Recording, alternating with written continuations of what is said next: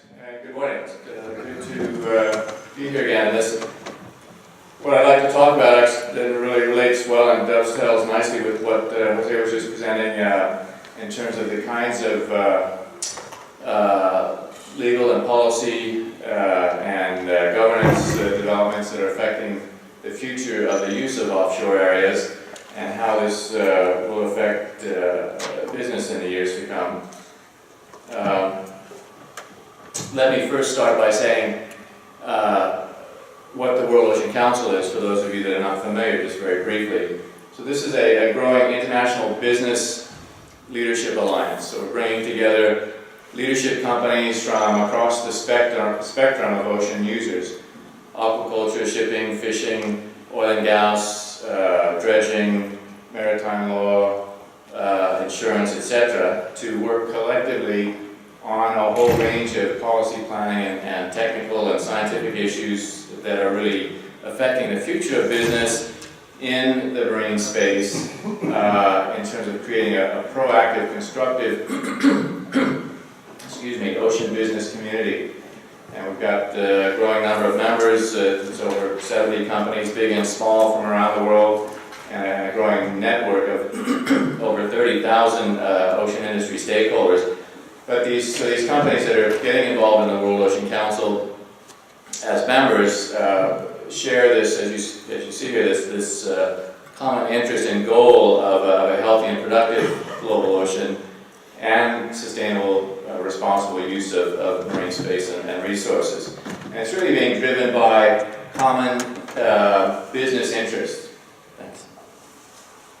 See, this is why we pay taxes, so that we have international organizations that provide support services like the Marine Water Community.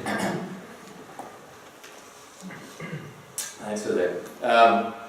The business drivers to this kind of collective leadership on ocean issues, companies like offshore aquaculture, as we've been hearing, you need access to marine space. You need the social license, the agreement of society and the public and pressure groups that you can responsibly be out there doing, undertaking the business activities that you are proposing.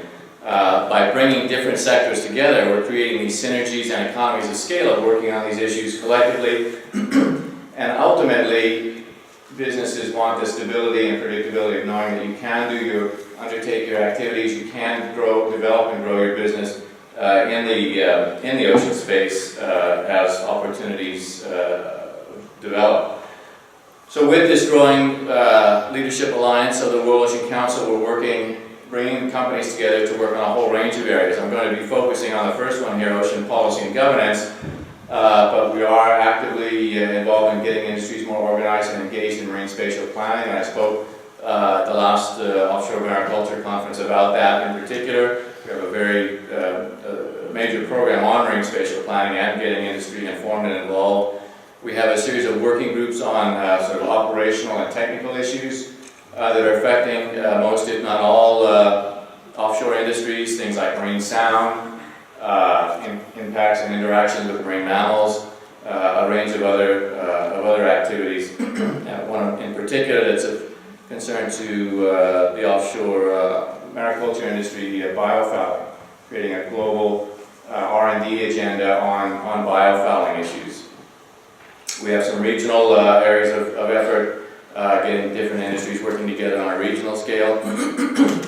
And one in particular that I'll mention, Smart Ocean, Smart Industries, if I have a few minutes to talk about the role of industry in increasing our understanding of ocean systems by using vessels and infrastructure to collect and share data. And lastly, we have an emerging program area on getting the business community organized and engaged on addressing sea level rise and extreme event impacts that are affecting everyone as we have more frequent and stronger coastal storms and extreme events.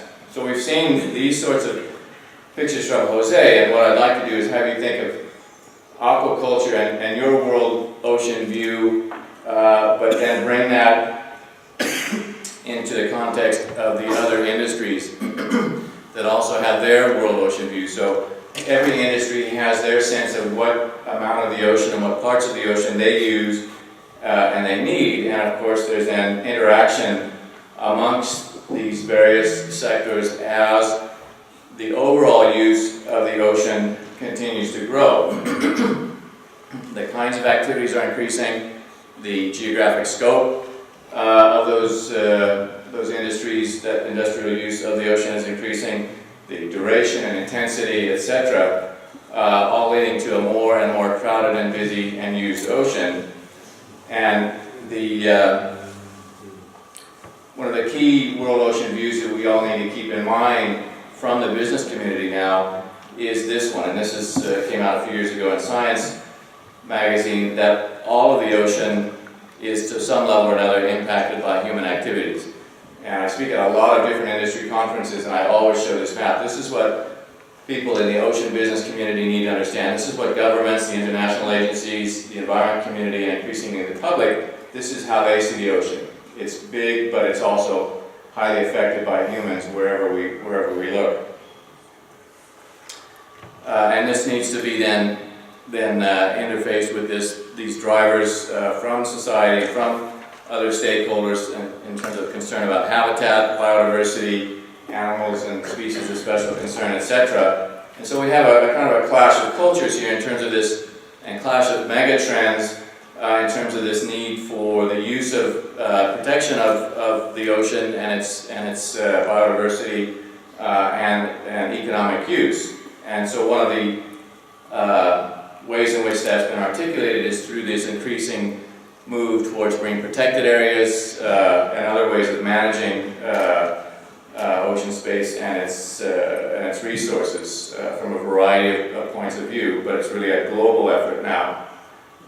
So all of these trends, these sort of mega trends in the ocean are leading to, as I say, this sort of clash of cultures or world ocean views that are affecting the future of all kinds of ocean industry, including offshore mariculture, as it just begins to develop. As Jose was saying, we're really at the cusp of the development of this very important new industry in terms of food security issues and opportunities for business and for feeding the growing number of humans.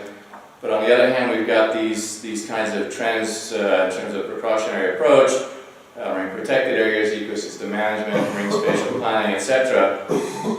And for smart companies and all of these ocean industries, this is creating risk, but also opportunity to deal with these trends. So to focus in for a couple of minutes in particular on the policy and governance aspect of this, there are a whole series of international treaties and conventions that deal with marine space and issues. And I've listed some of the key ones here. Most of you would be familiar to some extent with at least the existence of the Law of the Sea. There's also a major treaty called the Convention on Biological Diversity. Within the UN system, there's been a process examining biodiversity in areas beyond national jurisdiction, in which governments have been meeting around that aspect of adjusting the Law of the Sea to deal with conservation and biodiversity issues, and a number of more specialized treaties on whaling, of course, on migratory species. I'd also mention that currently the governments of the world are meeting to develop a set of sustainable development goals.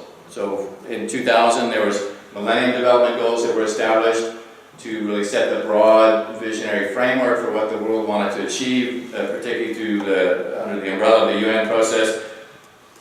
Rio Plus 20 the other year, the interest or commitment of governments and countries was to then develop sustainable development goals that began to come into effect after 2015. So these discussions are going on actively in the UN to determine what those are. There is a focus within those on having an ocean sustainable development goal, and that those discussions are underway and will continue through late next year. And one of the key points I mentioned with basically all of these major international policy developments, in terms of ocean industries, in fact, the World Ocean Council has been the only entity that's been providing representation for the ocean business community. Within the Convention on Biodiversity, I'll mention a bit more in detail. At the UN Sustainable Development Goal meetings in February at the UN in New York, the 2 days that covered the oceans, there was 100 plus government delegations doing the formal negotiating, probably 100 environment community representatives there as observers to help provide that input to the government delegations.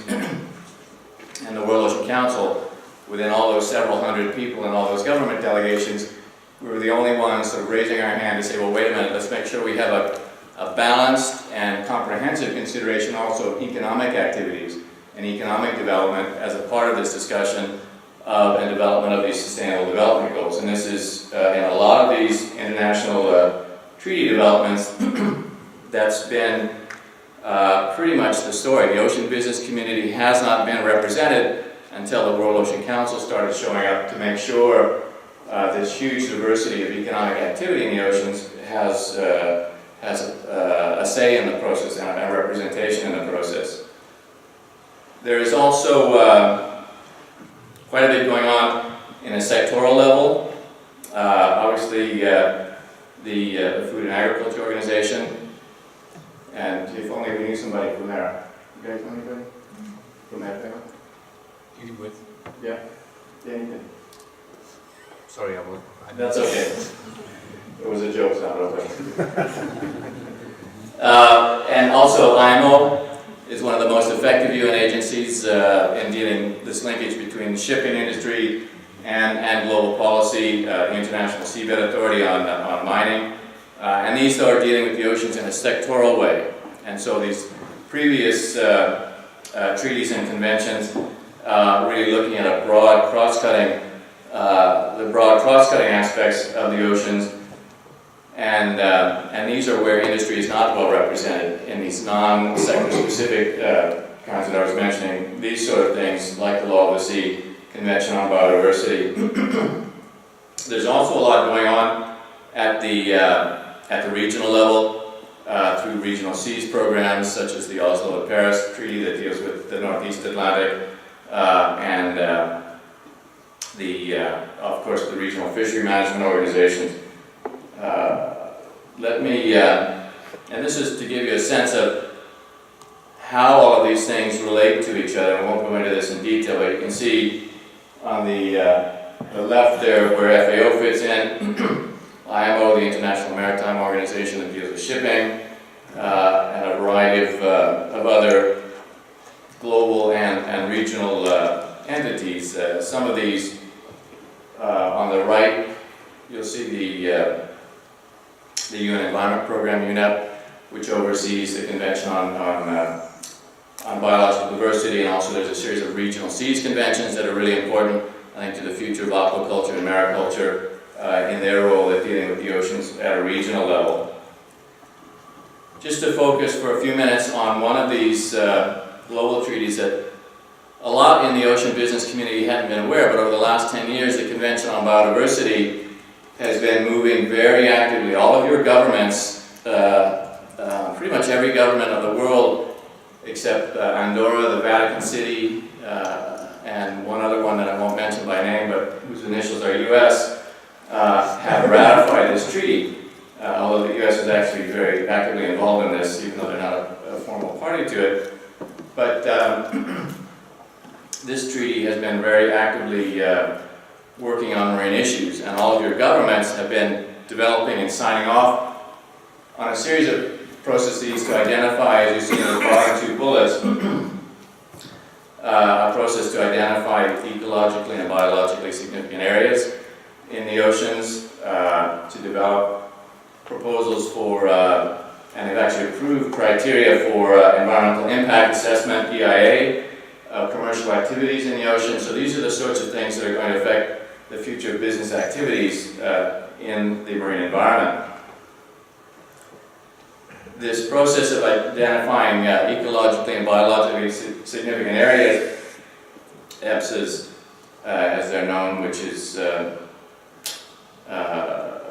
acronym that's come out of this process, has been proceeding very steadily and identifying, and until recently the World Ocean Council, until recently there was no industry involvement in this process, and we've been working to help ensure that scientists and data from industry gets involved in these discussions about where in the world are the important parts of the marine environment to be protected. And as this process has been moving ahead, we have a growing number of these ecologically and biologically significant areas being identified, huge portions of the ocean that are being proposed in as special areas for consideration for conservation and management.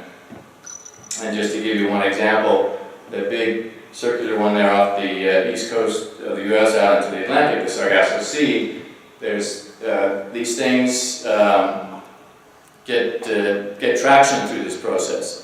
And a lot of people said, well, this is just a scientific identification of special areas, but in fact, many of these areas are starting to then be to take on a life of their own. So this particular area, the governments of Bermuda, the UK, and the US, and some others recently, just a month ago, less than a month ago then, put out a joint government declaration saying, well, we're going to work to protect and manage this area, and identifying shipping and fishing in particular as the key problems. And but in fact, there was no outreach to those industries to say, well, let's work together on understanding the issues, the science, the risk, and what's instead happened has been their sort of unilateral declaration of this is a special area and you shipping and fishing guys are the bad guys. And that's not the way we're going to manage the oceans in the future. We really need a more collective, kind of collaborative approach. And in fact, as you can see by that last bullet, identifying that anybody else that's causing a problem for the Sargasso Sea needs to be kind of dealt with because you're a bad guy too. And so we really would, I think we need industry to get involved and say, well, wait a minute, we're providing goods and services that society wants, shipping, fishing, aquaculture, etc. And let's work together in a more constructive way to manage these ocean spaces and their ecosystems for these multiple purposes of economic activity, conservation, etc. So this kind of ocean policy effort and process is happening at global levels, at regional levels. Thanks. And there is now a particularly broad process underway for which the World Ocean Council has been actively involved in working to create a presence and input from industry, and that's under the Law of the Sea. At Rio Plus 20, it was agreed to have a new what's called implementing agreement on the Law of the Sea to work on the sort of issues mentioned there in terms of creating a way in which the Law of the Sea can provide for marine protected areas, environmental impact assessment, etc. And these are really core fundamental changes to the Law of the Sea that will have a very significant implication for business activities in the marine environment. And so we're working to make sure that the business community has a presence, has the opportunity to provide information into this process. In fact, I was just at the most recent meeting on this was last week at the UN in New York. And again, we were, in fact, the only voice for the ocean business community in that process. I've mentioned the EIA aspects of this. I won't go into detail here, but a very significant and important development in consideration of environmental impact assessment guidelines for human activities in the marine environment we need the reality check of good responsible business to say, well, this is the way we undertake activity in the ocean, and so let's have a constructive dialogue with those that have the environment concerns and the biodiversity concerns to make sure we're actually working together to solve we've got good data, good science, good risk assessment, so that we're actually solving the real impact issues and not focused on perceived issues. The last thing I'll mention briefly that plays into this is the opportunity for aquaculture, mariculture, other industries to be actually helping improve our understanding, our knowledge of the oceans and how they work, what we call smart ocean, smart industries. The idea that industry vessels and platforms could be the basis for collecting and sharing data to improve the modeling and forecasting of ocean and ocean weather and climate change and conditions. And we're working to expand the numbers of vessels that are involved in this. There's huge opportunities, obviously, from the shipping community with the tens of thousands of vessels out there to be hosting instrumentation and collecting and sharing data. But certainly, that's something I would encourage the mariculture and aquaculture communities to consider. The information that's collected in baseline studies, the ongoing monitoring of water quality, all that data can be provided to the appropriate and under the appropriate conditions to the appropriate scientific authorities to help with our modeling and understanding of ocean conditions and trends. That's to your benefit in terms of managing your facilities and running your operations, and of course many other facilities out there. So let me just finish up by this little bit of a summary here, just to encourage you to think about these policy developments that are underway, often at an international and regional level, but these have implications within national waters as well, as these sort of trends get put together and moved into the overall consideration of ocean policy or marine spatial planning that will affect when, where, and how you can undertake to develop and expand the role of offshore mariculture. The key issue here is that the ocean industries are not well engaged in these processes at these different scales, and that there's benefits to considering how to work with other industries and have the kind of synergies and collaboration that would benefit all responsible companies in moving forward with the use and development of responsible economic opportunities in the ocean space. So certainly encourage you to think about how to get involved in that as an offshore mariculture community and as part of a broader ocean business community. And with that, I'll stop and thank you all for the attention and the opportunity. Thanks.